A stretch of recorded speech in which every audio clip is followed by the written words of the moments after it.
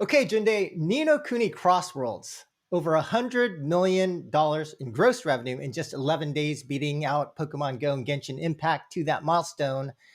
It quickly became one of the top grossing games in June in very limited Asia release. So I think it was released in Japan and a handful of other Asian countries like South Korea, Taiwan, and a couple others. So Ni No Kuni Crossworlds is a Japanese RPG created by Netmarble, published by Level 5, released for Android and iOS.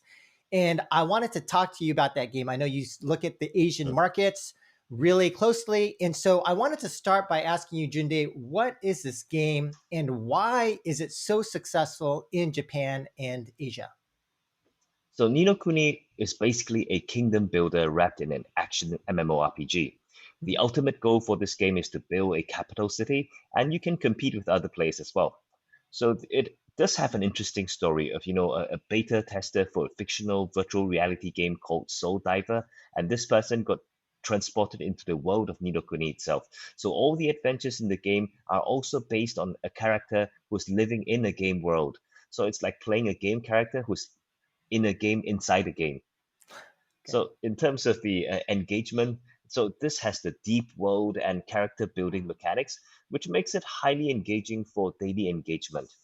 And in terms of the market traction, like you mentioned, they're going after the Asian markets. So the Asian markets are usually the first target markets for these type of games due to the stronger fan base of anime and more affinity towards Japanese culture in these markets, especially in North Asia. Right. And Level 5 is known for having strong IP. Could you speak to the impact of the Ni No Kuni IP to its success?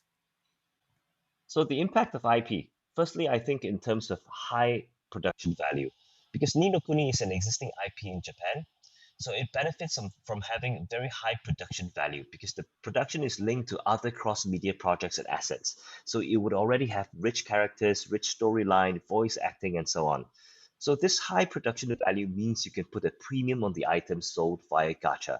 So you would have the rare characters, rare items that people already recognize and appreciate.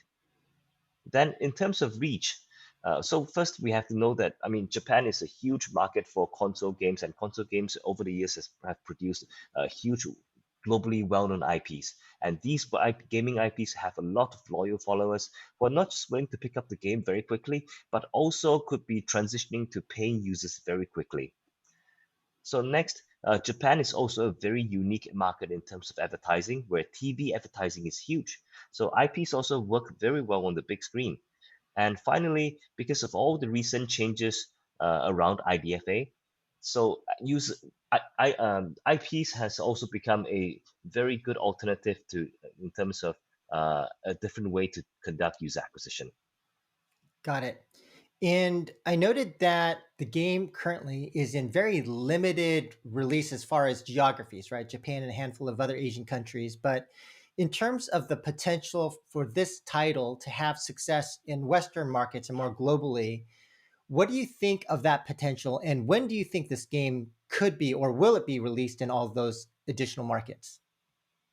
So if we look at the some of the currently successful Japanese games in Western markets, those are the ones that have either well-known anime IPs or well-known gaming IPs. So they're the ones like your Naruto, your Dragon Ball, your Fate Grand Order, Yu-Gi-Oh, Final Fantasy, Dragon Quest, and so on.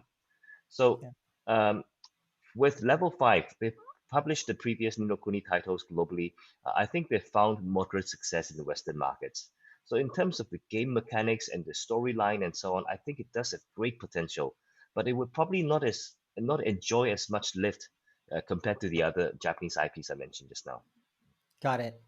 And then as far as this game, just given its success so far, do you think that the game could potentially indicate a bigger trend in the market similar to the impact that Genshin Impact had? What do you Right. think? I think definitely. So I think that's the trend of these monster productions, right? Genshin Impact cost, I think, almost more than $100 million over 3 years to make, but the return is multiple fold, and they made that return in less than a year of release. So there is significantly high cost of production, high cost of operation. So only the studios or really, really huge companies with huge budget can operate these effectively. But as you know, and I think you've discussed in your previous shows as well, there is some kind of consolidation going on right now in the gaming and entertainment industry.